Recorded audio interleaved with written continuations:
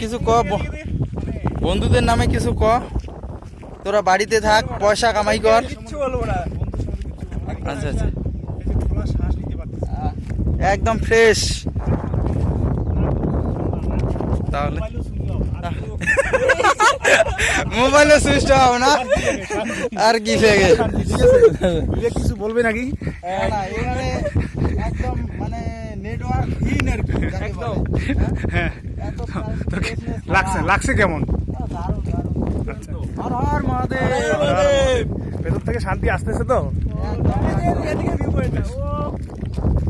ঠিক আছে, বেশ বেশ, তাহলে আমরা এখন মোবাইলটা রাখতে পারি। বন্ধু, তোরা শুধু কামাই কর দে, কামাই কর বাড়িতে বসে।